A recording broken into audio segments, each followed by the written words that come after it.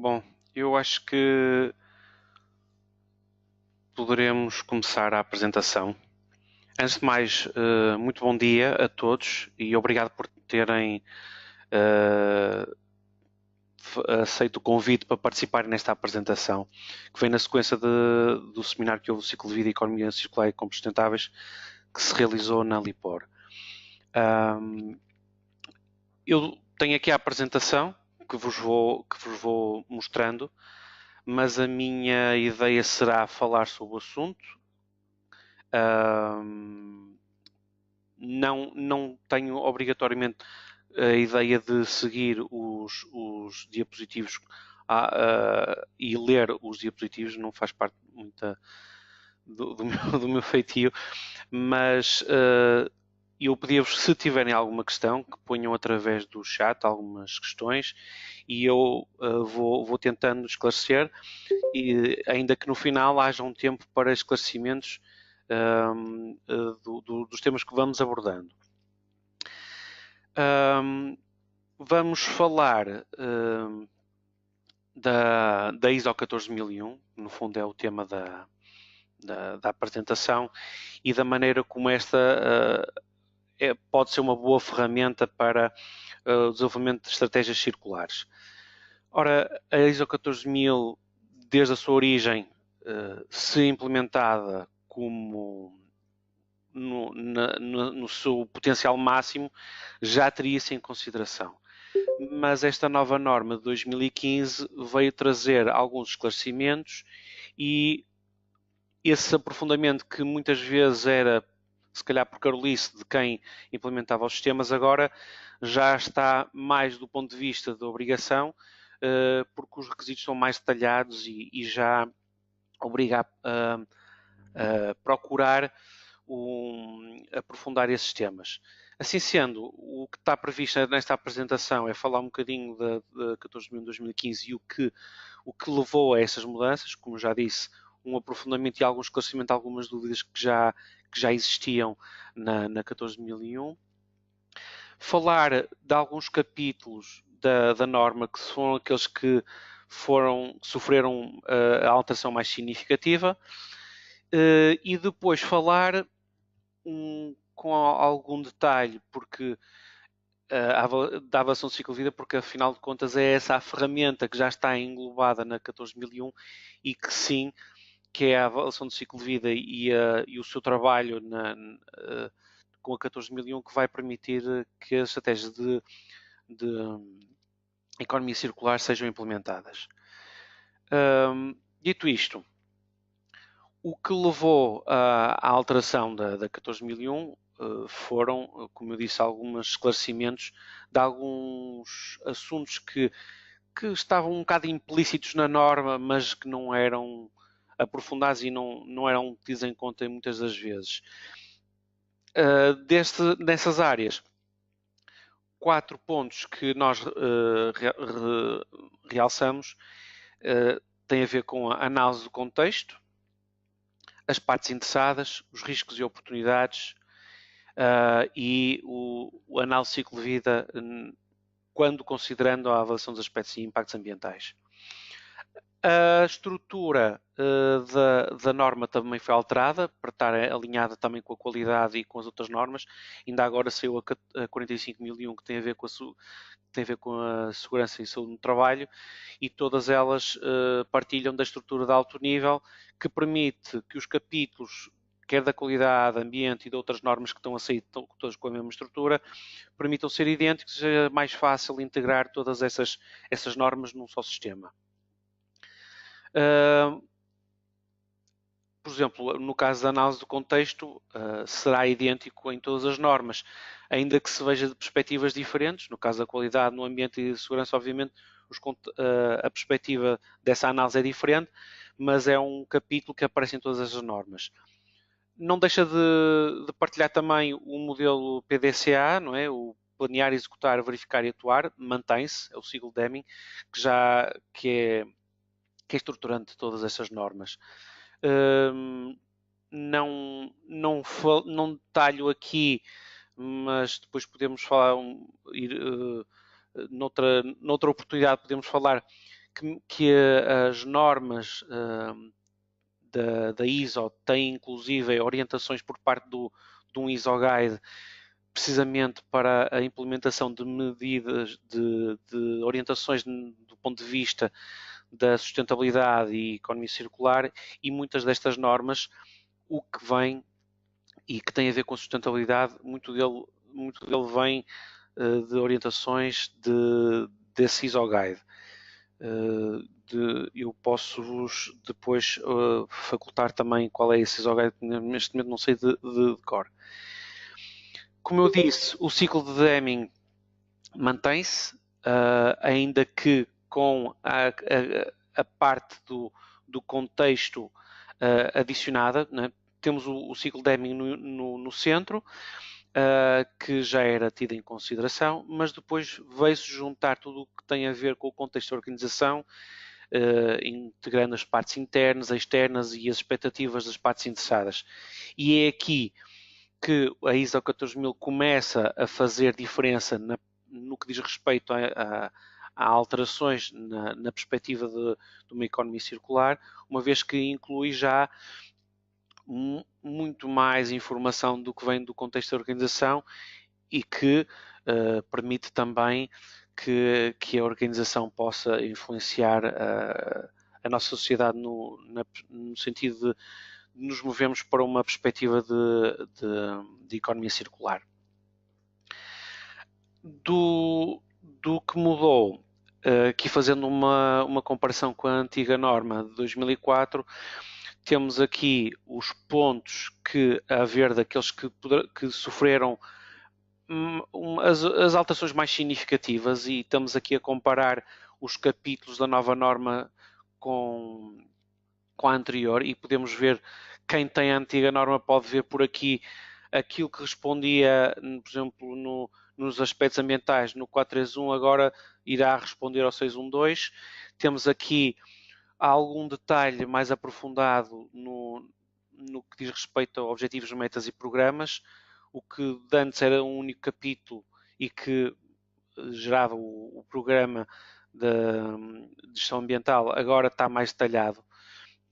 Assim como a comunicação, porque a comunicação, como eu já referi, com o contexto da organização, será cada vez mais um foco importante das normas, porque estamos a falar sempre de integrar as normas na sociedade, e esta norma também vai dar um foco muito grande na parte da comunicação interna e externa, na medida em que exige que sejam definidas metodologias de comunicação com as partes interessadas. Uma das coisas que também alterou foi a questão dos requisitos legais, e outros requisitos agora são considerados como obrigações de conformidade. Foi das alterações de definições, e vamos agora começar a detalhar um bocadinho mais aquelas alterações que vêm ajudar então a 14001 a tornar-se uma norma mais de gestão da organização do que gestão ambiental. O que eu quero dizer com isto é que até agora a norma era considerada uma norma para o ambiente e desenvolvia-se um bocadinho em paralelo com a gestão da organização, e havia pontos de cruzamento, mas não tão óbvio como isso. Esta nova norma, agora que eu compreendi o contexto da organização, vai tentar que aquilo que é a estratégia da organização envolva a parte ambiental na sua estratégia da organização. No que diz respeito ao contexto, podemos considerar, entre outras, estas três itens: as questões externas, as condições ambientais e as questões internas. São estas as questões que, normalmente, quando se faz uma análise de contexto, deverão ser consideradas. Não só, mas também, não é? tipicamente o que se tem visto das empresas no que diz respeito à análise do contexto é usarem uma análise SWOT. Se quiserem usar o termo português, a análise fofa, não é? Portanto, são as fraquezas, oportunidades e os pontos fortes e as ameaças. Portanto, vocês conseguem integrar nessa análise estas questões de modo a conseguir uma análise consciente do seu contexto para que então consigamos fazer com que a gestão ambiental seja parte de uma sociedade e não apenas da organização. Assim sendo, temos as questões políticas, económicas, financeiras, como já é normal, não é? Tudo que é definido a nível legal, a nível político, vai acabar por influenciar as organizações. Aqui, as fontes de informação externas, também temos os clientes, fornecedores, parceiros, no fundo todos aqueles que envolvem a organização, e muitas destas entidades, sejam elas políticas, privadas, serão muitas delas as partes interessadas que depois teremos de selecionar para considerar as informações das mesmas. As condições ambientais, por alguma razão, neste momento as políticas internacionais são muito desenvolvidas considerando as alterações climáticas, não é? E as próprias questões internas da organização, porque ainda que seja muito importante a gestão ambiental, o principal da organização é conseguir levar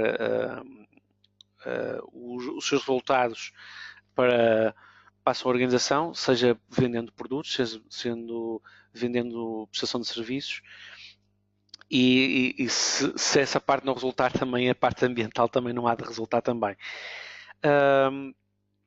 Como eu referi, algumas das fontes referidas atrás são então partes interessadas que nós devemos ter em consideração na definição das nossas estratégias. Mais uma vez, nós ao integrarmos estas partes interessadas, estamos a envolver a sociedade e a envolvente, e aqui será um ponto importante também para nós potenciarmos as alterações para a economia circular. Mais à frente vamos detalhar isto com algum detalhar em detalhe, já é um pleonasmo. Assim sendo, temos os investidores, as organizações não governamentais, aliás, podem ver o que aconteceu com o Tejo, quando sucederam aquelas descargas, que havia as ONGs que levaram as notícias para a ribalta, não é? E tudo depois gerou um desenrolar de ações que depois acabou por influenciar também de integrar as agências reguladoras e estatutárias, como a APA, ou entidades do Ministério da Economia e do Ministério do Ambiente. Portanto, esta definição das partes interessadas é muito importante, não só para incluir inputs para a organização, mas depois estabelecer outputs. Inputs sendo o feedback que a envolvente dá da organização e qual é o nosso desempenho, como também o output que a organização tem de dar, por exemplo, para evidenciar que está a cumprir com a legislação ou com exigências do parte do mercado, por exemplo. Os termos e definições, vou passar não vou focar-me em todas elas, vou focar naquelas que realmente dizem respeito. Tem aqui aquelas alterações mais significativas, são definições novas que entraram para esta norma. Como dizia aqui em baixo, temos os riscos e oportunidades, portanto os efeitos adversos e os efeitos benéficos potenciais, que será agora também um ponto de partida, uma orientação muito significativa para todas as normas. Todas as normas têm de analisar os riscos e oportunidades, de acordo com o âmbito da sua norma. E finalmente chegamos àquilo que à ferramenta que fará mais diferença no que diz respeito à economia circular. que é o ciclo de vida e a avaliação do ciclo de vida. São definições que estão na 14.001/2015, mas estas já estavam definidas em normas específicas para análise de ciclo de vida, como seja a 14.044/2006 e a 14.040/2006, em normas específicas para a avaliação do ciclo de vida, que dão linhas de orientação que permitem facilitar a aplicação desta metodologia na organização. Assim sendo, o ciclo de vida são etapas consecutivas interligadas de um sistema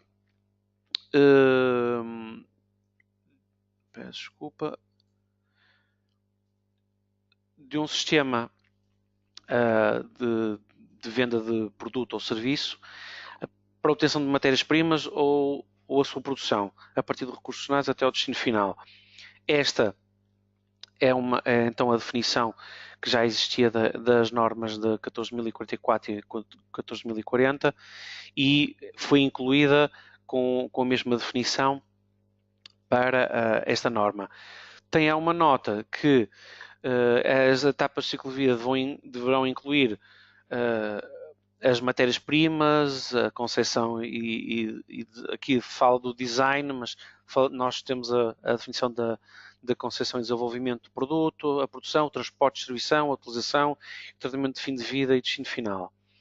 A avaliação de ciclo de vida não é mais do que analisar todo o ciclo de vida do produto ou dos bens e avaliar qual é o peso que esse ciclo de vida tem nos impactos da organização. Porque os impactos da organização não morrem quando o produto é vendido, nem começam quando é feita a nota de encomenda. O ciclo de vida de um produto ou de um bem começa na matéria-prima que vai gerá-lo e no final de vida desse produto. Ou seja, vem de trás no seguimento da cadeia de fornecimento e vai para a frente no que diz respeito às utilizações dadas por outras empresas ou pelo consumidor final. Aqui temos um detalhe também sobre como é que nós vamos incluir a avaliação de ciclo de vida nos aspectos ambientais, ou seja, como eu disse no início, aquelas 14.001 que eram aqueles sistemas de gestão ambiental que eram abordados mais profundamente, eles já acabavam por ver essa análise de ciclo de vida quando, por exemplo, se tratava de aspectos ambientais indiretos. Sendo eles os impactos do transporte, sejam pelos fornecedores, seja como, por exemplo, e alguns setores de atividade têm trabalhado muito isso, nomeadamente o setor automóvel. Há já muita regulamentação no setor automóvel para que tendencialmente os carros sejam 100% recicláveis. Portanto, em alguns setores de atividade, em alguns sistemas de gestão, a avaliação do ciclo de vida, ainda que não fosse vista como tal, já era considerada nos sistemas de gestão. E o que está dito aqui neste pequeno texto é precisamente isso, que a abordagem dos aspectos ambientais, considerando o ciclo de vida, vai considerar a obtenção de matérias-primas, a produção, a utilização, o tratamento de fim de vida, a reciclagem e a disposição final, que no fundo esta é uma abordagem da definição do ciclo de vida. Na norma, quando nós temos ações para tratar do risco e oportunidade, nós estamos, no fundo, a determinar as situações em que a organização, seja a organização a afetar o contexto da envolvente, seja o contrário. Portanto, a organização deverá definir os riscos que vêm do contexto externo para a organização e aqueles que também influenciam a envolvente, assim como as oportunidades que estas situações podem criar. Eu vou-vos dar o exemplo de uma empresa que esteja a desenvolver um produto que não é reciclável, e por uma opção do ponto de vista de melhoria do seu ciclo de vida, opta por fazer um produto reciclável. Ora, o risco que tem é, por exemplo, começar a alterar um sistema produtivo já trabalhado para ter um determinado produto, alterá-lo completamente, incluindo alterar matérias-primas, para conseguir ter um produto reciclável.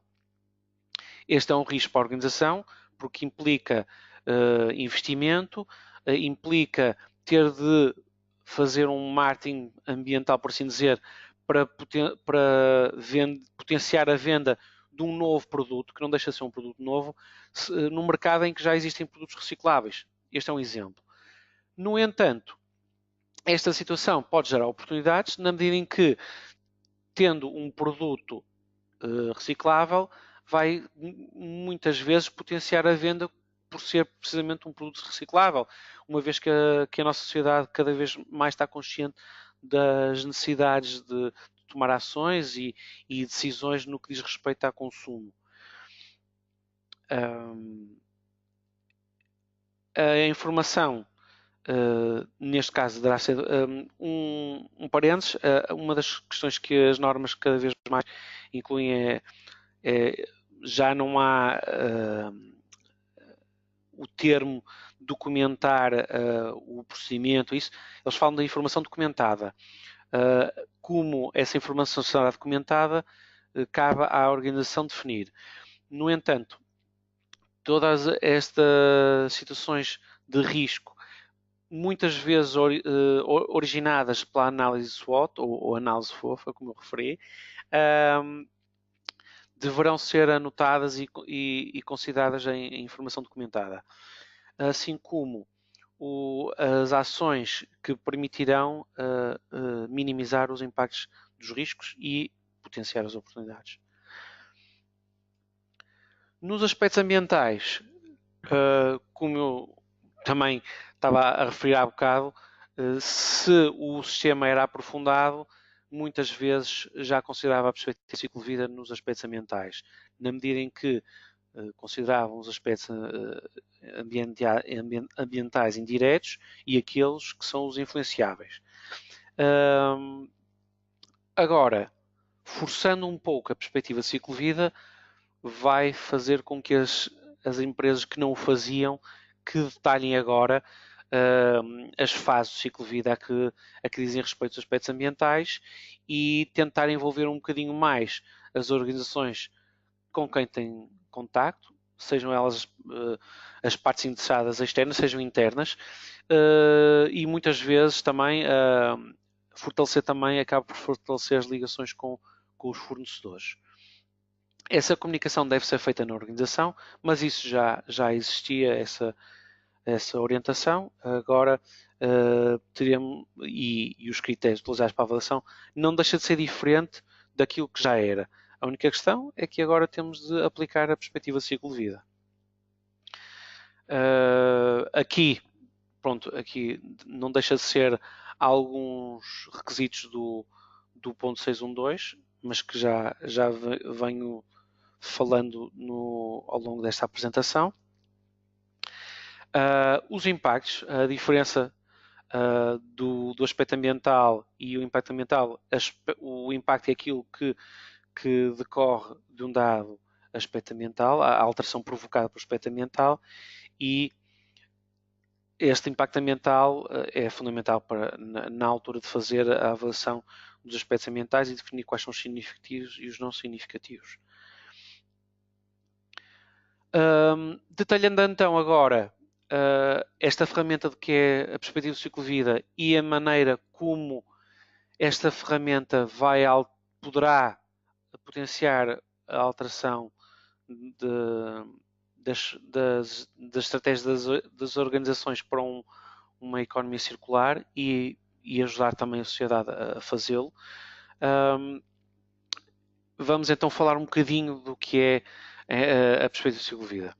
Ora, a organização deve considerar não só porque quem implementa agora a 14.001/2015, o ciclo de vida na avaliação dos aspectos ambientais e, assim sendo, tem de definir de definir as etapas de ciclo de vida do produto ou serviço, tem de considerar o grau de controle que tem sobre essas etapas de ciclo de vida, o grau de influência que tem sobre o ciclo de vida, a vida do produto, a sua influência na cadeia de abastecimento, a extensão da cadeia de abastecimento e a complexidade tecnológica do produto. Isto, no fundo, é dizer que a empresa tem de conhecer o ciclo de vida do seu produto. No que diz respeito ao grau de controlo e ao grau de influência, como dizia, já eram tidos em conta essas fases e esse grau de controle e influência em muitas das avaliações de aspectos ambientais. Agora, o que vem trazer alguma novidade é o facto de começar a exigir um bocadinho mais que exista essa influência na cadeia de abastecimento. Nós temos consciência que agora, com a globalização, as nossas cadeias de fornecimento tornam-se cada vez mais extensas, mais complexas. Aquilo que era comprado daquele lado agora pode ser comprado na China, do outro lado do mundo. O aumento do número de intermediários também aumentou significativamente, de maneira que a maneira como nós agora tratamos as cadeias de fornecimento vão exigir das organizações um cuidado acrescido e um controle também. Tem crescido também significativamente o número por exemplo, de auditorias a fornecedores, tem também aumentado o tipo e a frequência de comunicação com os fornecedores e com as partes interessadas, de maneira a que se consiga então ter uma maior consciencialização e um melhor conhecimento do que é a nossa cadeia de fornecimento e dos efeitos que ela tem no nosso ciclo de vida, no ciclo de vida do nosso produto. E cá estamos nós, então, na parte da economia. Ou seja, a organização, como parte de uma economia, tem um papel importante nas alterações do que são as nossas carências e as nossas necessidades. Até agora, a economia tinha uma perspectiva linear, ou seja, desde que se compravam as matérias-primas até ao destino final, não havia um retorno, ou seja, era, por assim dizer, aquele recurso que era retirado à natureza e ao ambiente era depositado sob forma de resíduo, ou seja, tirava o valor acrescentado e fazia o contrário, depositava um resíduo, um desperdício e um efeito nocivo para o ambiente. Estão aqui detalhadas as fases que não isto é um apanhado do que é mais normal na perspectiva de uma organização e da economia. Haverá outras organizações que terão outro tipo de atividades ou outras que não terão aqui alguns tipos de atividades, como por exemplo há organizações que não têm a parte do desenvolvimento e desenho dos produtos, mas também estamos a falar de uma economia, ou seja, muitas dessas fases da economia podem ser garantidas por uma única empresa ou por várias empresas que no seu conjunto vão então definir o que é uma economia circular. O que é que nós queremos? Nós queremos, aos poucos, seguir numa perspectiva de economia circular. Neste slide, neste diapositivo, vocês podem ver agora como nós conseguimos, da parte de eliminação, fazer um retorno para a parte de concepção e desenvolvimento do novo produto. O que é que isto quer dizer? Ainda que não se elimine de todo a aquisição da matéria-prima, nós podemos reduzir a extração dos recursos naturais, incluindo já artigos que já estavam na economia através da reciclagem e, portanto, da compostagem. Tem aqui alguns exemplos de produtos que poderão ser considerados como quase de economia circular, uma vez que, por exemplo, na produção do vidro reciclado, o vidro reciclado, o produto resultante do vidro reciclado tem tão boa qualidade como um que venha de origem natural, e muitas vezes até pode trazer ganhos, porque muitas vezes utilizar produtos reciclados de matéria, ou seja, subprodutos da economia circular, pode reduzir os custos de aquisição de matérias-primas e custos de produção. Porque, por exemplo, no vidro temos de adquirir matéria-prima para depois fazer misturas, para depois ter a base para a fabricação do vidro, enquanto quando nós vamos ao buscar o vidro reciclado, essa parte passa-se à frente, não é? Assim como, por exemplo, para mobiliário público ou estados, o mobiliário público, quero aqui referir, por exemplo, os parques infantis que usam aquele pavimento de borracha. Nós estamos a reduzir aí o ciclo de vida porque escusamos estar a ir buscar ao petróleo e criar impactos por isso, porque estamos a ir buscar produtos, neste caso é reciclagem de plásticos e pneus, que já tiveram esse impacto no seu ciclo de vida. Portanto, aqui, em vez de duplicar esse ciclo de vida, já estamos a englobar um ciclo de vida que já existia. Portanto, o impacto não será incrementado, antes pelo contrário. Temos aqui a reparação de equipamentos, o reaproveitamento de produtos, e aqui podemos estar a falar de um serviço. Ou seja, em vez de estarmos a comprar e buscar matéria-prima para fazer um mobiliário novo, e cada vez mais se vê na decoração, na parte da bricolagem, pegarem em móveis antigos e conseguirem reaproveitá-los e com resultados muitas vezes muito positivos e até entretendo muitas pessoas. Portanto, tem até a parte lúdica da atividade. E a utilização de subprodutos. Até há uns tempos atrás era complicado usar subprodutos porque a legislação tinha que, quem utilizava subprodutos tinha que se dar como gestor de resíduo, porque estavam a usar um resíduo de outra atividade. Hoje em dia já não é o caso, hoje em dia a legislação já o permite, e assim, utilizando subprodutos de outras atividades, estamos a pegar no resíduo de uma atividade e utilizá-lo como subproduto para outra atividade. Desta maneira, nós conseguimos fazer então um ciclo de vida do produto englobado no que é uma economia circular. Aqui nós temos a imagem um bocadinho mais detalhada.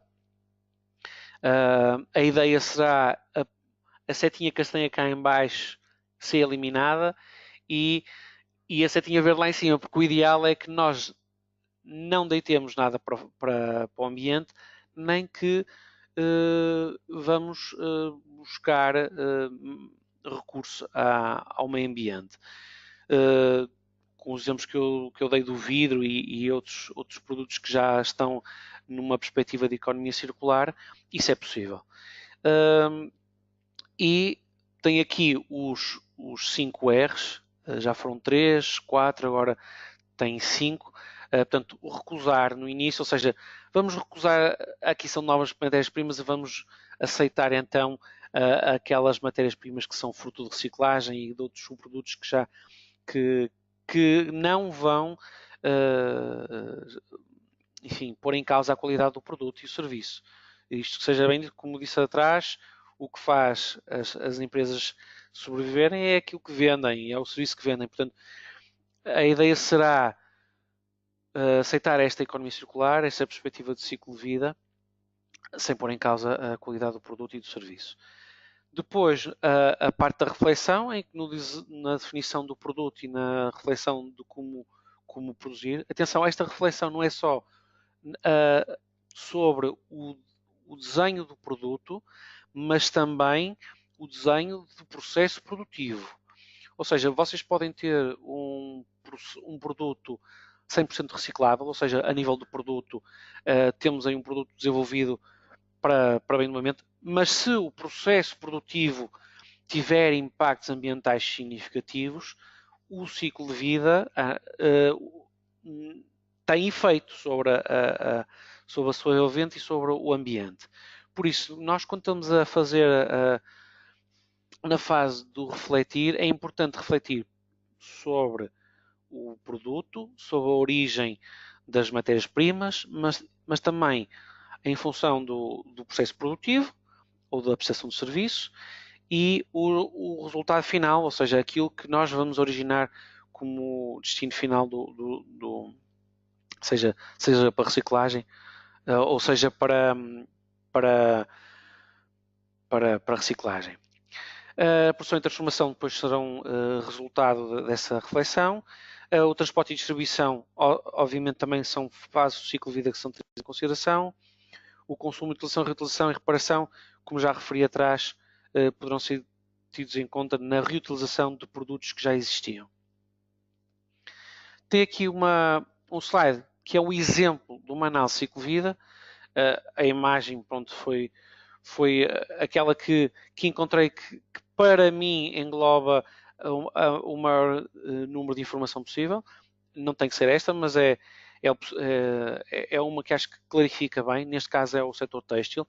Nós podemos ver a origem das matérias-primas, sejam elas de origem vegetal, agrícola, para o algodão, o linho, seja ela através da produção animal, ovelhas e as vacas para o couro e para a lã, através da origem do petróleo, seja para os botões de plástico, seja para o transporte dos tecidos, seja da origem florestal para o papel e as embalagens, seja a nível mineral para a própria construção da fábrica e outros artigos que impliquem a utilização dos minerais. E depois a água, que também tem origem nos recursos ambientais. Tudo isto à volta, seja aquilo que vem entrar na produção da organização como recurso, seja aquilo que sai, tudo necessita de energia, que é aquela setinha, e a energia pode ser de origem hídrica, solar, eólica, nuclear ou de origem fósseis.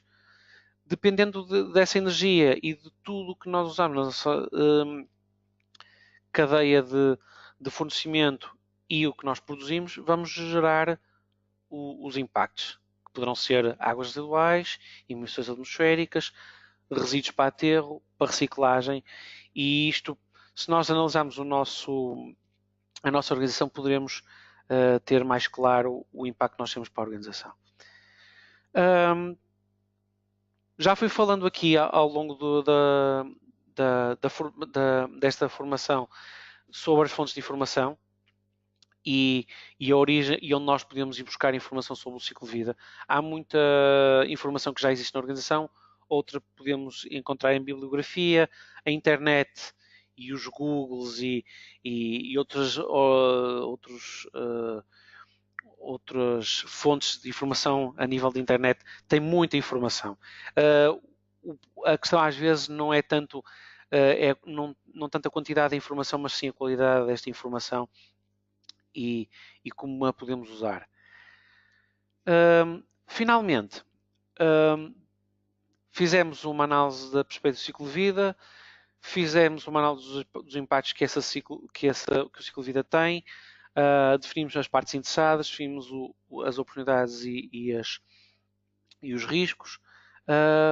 Temos agora de minimizar esses impactos e esses riscos que nós temos na nossa organização. Como é que o fazemos? Exatamente o que a outra norma fazia. No 4.6 agora, o 4.6 virou capítulo 8.1, mas não deixa de ser o controle operacional.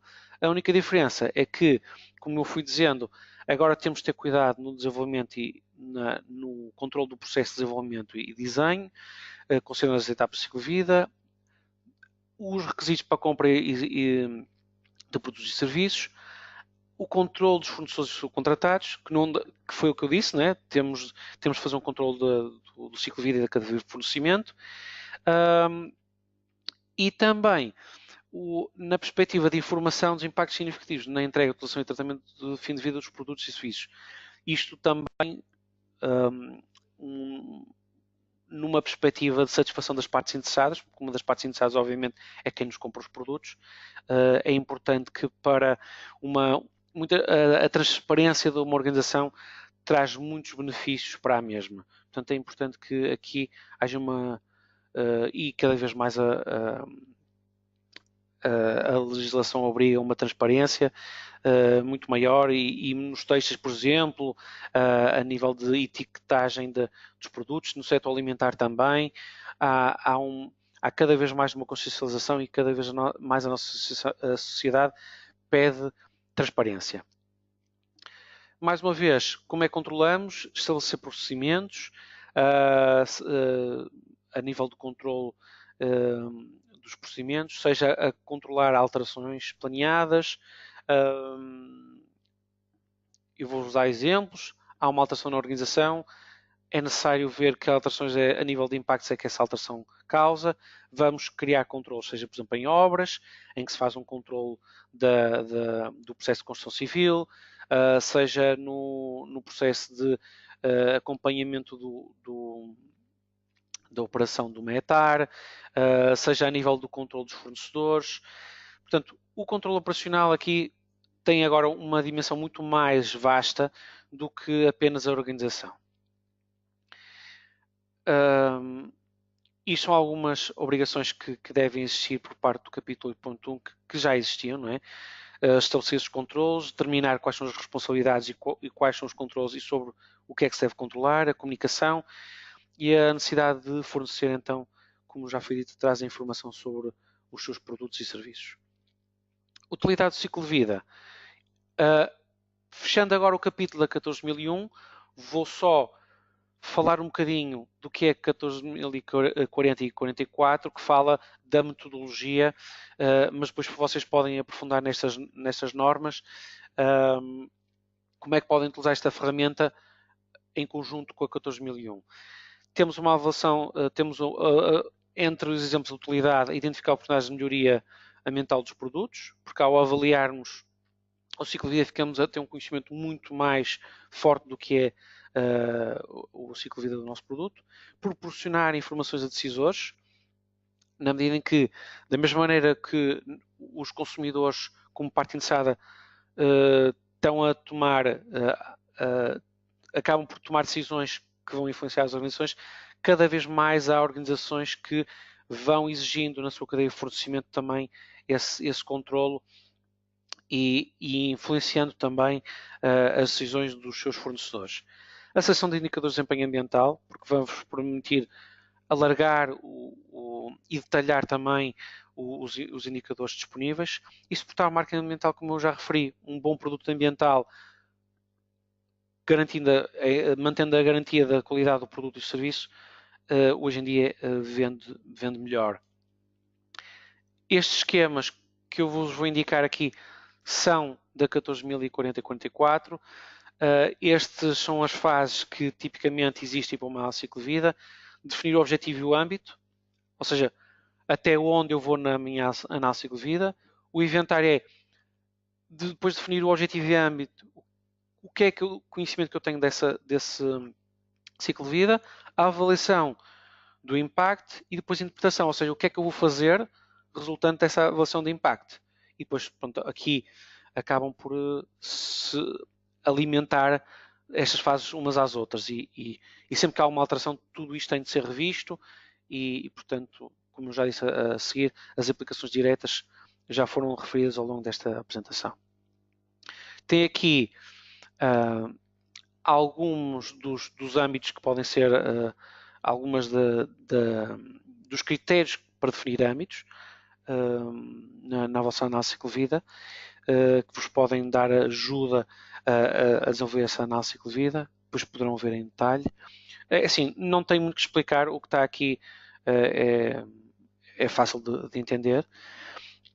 E depois aqui, como é que a análise de ciclo de vida poderá afetar na identificação dos aspectos significativos e como é que depois isso poderá levar a tirar conclusões, a definir as limitações que nós temos de atuação e recomendações depois também para a definição de ações. Uma das coisas que fala aqui é, como eu também já referi, mais importante do que a quantidade de informação, que hoje em dia é enorme, é saber qual é a integridade dessa informação, a sensibilidade que tem e a coerência que tem para nos permitir tirar conclusões adequadas. Dito isto, falei da 14001, falei das alterações que esta sofreu, falei da ferramenta principal da 14001 para potenciar a economia circular, que é a análise de ciclo de vida, e depois falei um bocadinho das normas que existem que poderão auxiliar a implementar essa análise de ciclo de vida. Espero que tenha ajudado, espero que tenha tido um valor acrescentado e que vos possa ajudar na vossa atividade, nas vossas organizações, e estou aberto a perguntas que tenham em que eu possa ajudar agora nestes próximos, digamos, 10 minutinhos, mas se for houver necessidade para mais, também tem aqui o meu e-mail, podem me enviar questões e eu depois farei chegar as respostas. Fico agora a aguardar se vocês através do chat têm alguma pergunta que queiram colocar. Ainda bem que, quer dizer, não sei se não haver perguntas significa que não perceberam ou então que foi muito claro. Espero que tenha sido claro e pronto, e que para as vossas organizações isto traga um valor acrescentado. Se não houver perguntas, poderemos dar como encerrado este webinar. Este vídeo será disponibilizado depois em YouTube. Poderão ter. Temos aqui uma pergunta. Então pronto. A espécie significativa da minha questão há algum. Ora bem, a pergunta é, no que diz respeito aos aspectos significativos, há alguma metodologia mais adequada a aplicar para decidir? Ou seja, decidir quais são os significativos e quais não são. Ora, os aspectos significativos vão depender muito da atividade da empresa. Há empresas, por exemplo, se eu falar de um intermediário, os aspectos significativos serão muito da prestação de serviços. No caso, uma empresa que faça produção, os impactos ambientais vão da matéria-prima até à produção, até à saída. A decisão também se é significativo ou não tem só a ver com a atividade, mas também com a dimensão e com a tipologia. Ou seja, eu vou-vos dar o exemplo. Uma empresa que seja uma metalomecânica e que se resuma a fazer chapa de aço. Ou produzir chapa de aço, venda de chapa de aço para outras metalomecânicas. Ou uma empresa metalomecânica que faz estruturas. Ora, fazer chapa de aço muitas vezes é pegar na matéria bruta em bilhetes e bilhete é o nome do ferro em bruto, os lingotes, como queiram. É fazer usando prensas e fazer a chapa. Portanto, esse é o impacto que tem a ver com o equipamento, com a manutenção do equipamento e tudo.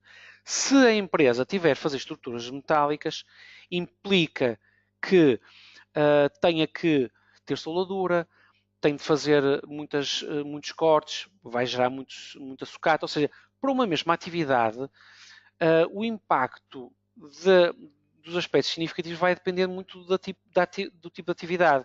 E mesmo para uma mesma atividade tem a ver com o tipo de acabamentos. Portanto, vai depender muito. O que eu aconselho uma vez que a significância dos aspectos ambientais tem a ver com a organização e com o histórico da organização, é precisamente ver, por exemplo, um determinado aspecto, por exemplo, produção de resíduo. Qual é o peso que esse resíduo tem na produção global dos resíduos da organização? Ou, por exemplo, o resíduo é perigoso ou não é perigoso? No caso, por exemplo, de uma empresa que use muita água, obviamente que a quantidade vai ser enorme, mas se essa água for depois descarregada, tratada, o impacto será menor do que uma empresa que usa pouca água, mas que depois a descarga é feita sem tratamento. O que eu quero dizer é que o aspecto ambiental vai depender da atividade, da dimensão da atividade e do processo produtivo. Eu espero, portanto, a metodologia a aplicar vai depender muito de caso para caso. Agora, as metodologias há muitas. Considerando os VLEs, por exemplo, nas emissões, se estiver perto do VLE é significativo, quanto mais afastado do VLE, menos significativo é. Pode ser pelas quantidades, pode ser comparando com o histórico da organização. Portanto, vai depender muito e vai depender também da metodologia que vocês encontrarem que seja mais fácil para a vossa organização. Temos aqui mais uma pergunta. Na perspectiva do ciclo de vida, até que pormenor devemos ir? Nem sempre é fácil irmos ao nascimento da matéria-prima, nem a sua deposição final. E nem sempre temos impactos para todas as fases que foram definidas na empresa. Perfeito. Isso vai de encontro àquilo que eu dizia agora no final, onde vocês definem o âmbito. Eu até posso ir ao slide, onde tinha a definição do âmbito. Ou seja, vocês no âmbito definem a fronteira, até onde vocês podem ir, até onde podem controlar. Obviamente há limitações. Agora, o ideal será irem ao maior detalhe possível. Se vocês não conseguirem ter informação através da vossa cadeia de fornecimento até ao início, podem pelo menos pedir aos vossos fornecedores que vos disponibilizem informação sobre a origem dos produtos. Por exemplo, uma empresa que trabalhe com pintura, se a ideia deles é reduzir as emissões de covos, o que é que vai acontecer? Vai pedir aos fornecedores que lhes forneçam tintas em que não tenha lá na sua composição os covos. Isso aliás, hoje em dia o processo de compras é um processo fundamental para controlo, não que seja o departamento de compras o principal culpado, não. Pelo contrário, a organização deve funcionar como um todo, ou seja, os departamentos que estão a definir o ciclo de vida e o controlo devem dar informação ao departamento de compras sobre que informação devem solicitar aos fornecedores.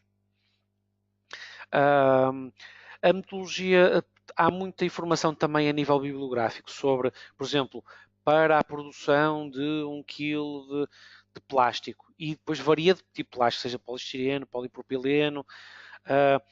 Há muita nomenclatura que diz a quantidade de petróleo, por exemplo, que deverá originar esse plástico.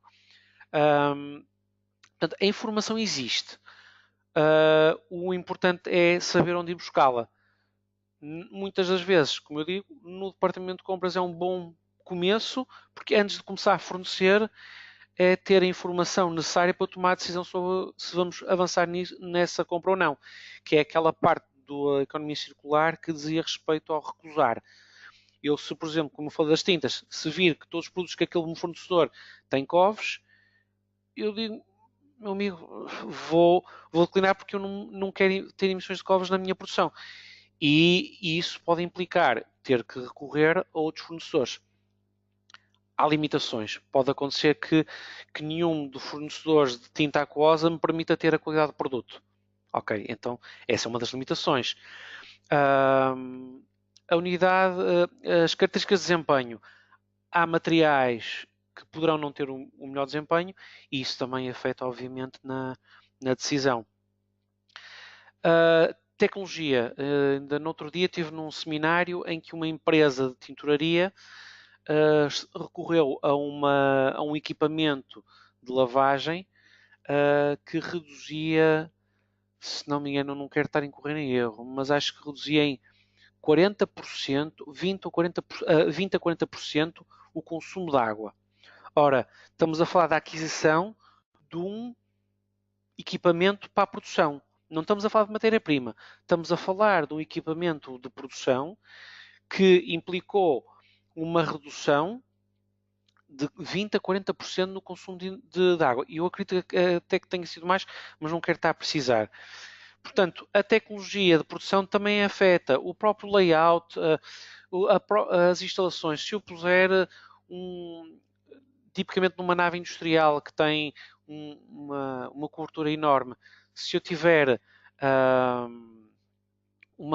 várias faixas de telha translúcida, eu vou reduzir significativamente os custos energéticos com a iluminação.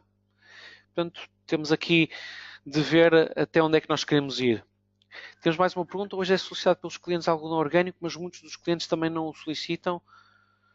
Como podemos nós influenciar nesse sentido? Os clientes que solicitam algodão orgânico muitas vezes são os consumidores, não é? Ora, aqui tem a ver com o marketing ambiental. Aí tem a ver com aquele papel que as organizações têm e nós, como consumidores, de influenciar o que é a economia circular.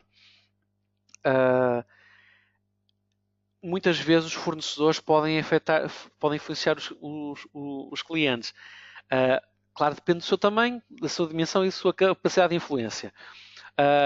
Olha, se nós pegarmos no exemplo das tintas e solventes, muitas empresas pequenas recorrem a empresas grandes de grandes químicos, não é? Ora, essas empresas grandes químicos são fornecedores com uma capacidade de influência sobre os clientes que poucos têm. Portanto, se porventura houver essa capacidade de influência, será o ideal. Se não, vocês podem muito bem também propor aos clientes, a dizer, olha, nós temos um produto com algodão orgânico que poderá potenciar as vossas vendas. E muitas vezes em parceria conseguem desenvolver um produto que é bom para vocês e bom para o cliente. Portanto, não deixa de ser um bocadinho um papel pedagógico que nós temos de ter para mudar este paradigma que é a economia linear para uma economia circular. Porque nós, sendo consumidores, sendo colaboradores de uma organização, todos nós podemos fazer o nosso papel nessa mudança. E as empresas mais que os que nós, por exemplo, se vocês agora começarem a vender produtos com algodão orgânico e mostrarem e fizerem um bom marketing, podem alterar os hábitos de consumo do consumidor e poderão depois, esses consumidores já com os seus hábitos alterados, influenciar as outras organizações que poderão ser vossos clientes. Portanto, aqui neste caso, e claro, a informação importante é chegar a referirem que não altera a qualidade do produto final e que estamos a ajudar.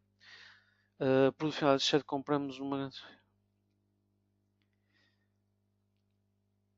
Ora, a pergunta é, a questão do produto final, t-shirt que compramos numa grande superfície, como podemos voltar outra vez para a nossa organização? É assim, se vocês repararem em grandes superfícies, já existem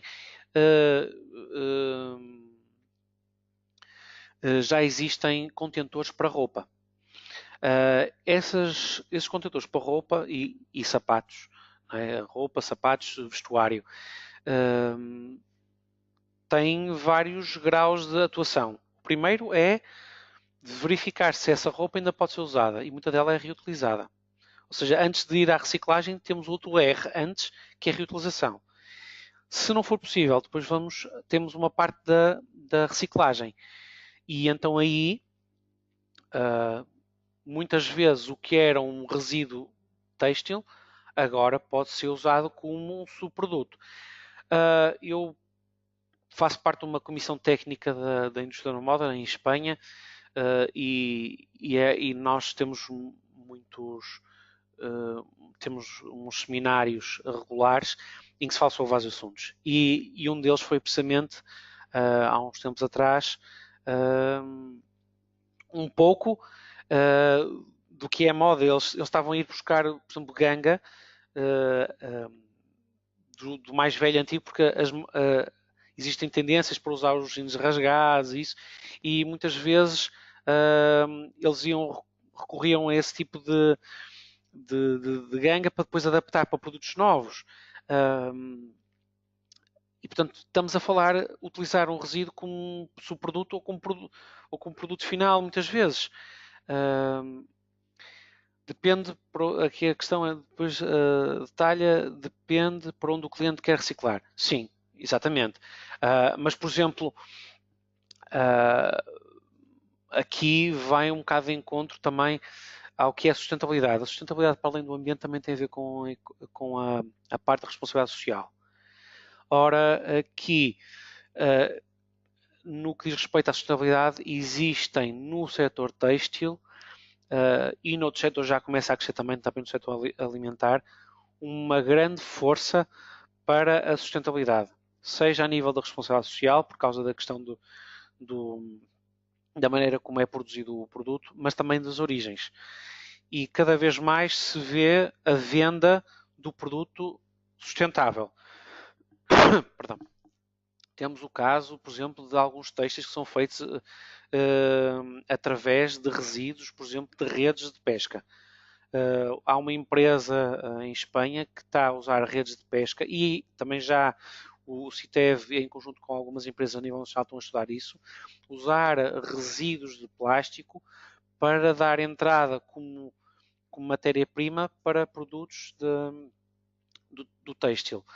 E aqui estamos, quando se vendem esses produtos, estão-se a vender como produtos provenientes de produtos reciclados. Ora, o cliente vai querer comprar isso. No que diz respeito à economia circular, é isso. Cada vez mais. E vocês há programas hoje em dia, eu vou-vos dar o exemplo, alguns grossistas e grandes superfícies estão a usar produtos que estão em fim de vida para usar como produto. Ainda ontem vi uma notícia por causa de um programa que está a ser usado precisamente para fazer isso. E hoje em dia já não se faz nenhuma apresentação sem falar dos millennials. Cada vez mais os millennials falam de mais do que possuir, usufruir. Fala-se da Uber, que estamos a usufruir o serviço em vez de ter um carro, e cada vez mais também se está a falar disso. Portanto, se houver reutilização dos produtos, estamos a reduzir.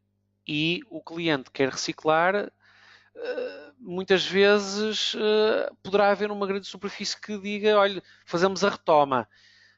Assim como quem compra um eletrodoméstico novo, a empresa que leva o eletrodoméstico novo leva o anterior, poderá começar a ser uma política que as grandes superfícies comecem a receber roupa utilizada em troca de, sei lá, de um ticket de desconto.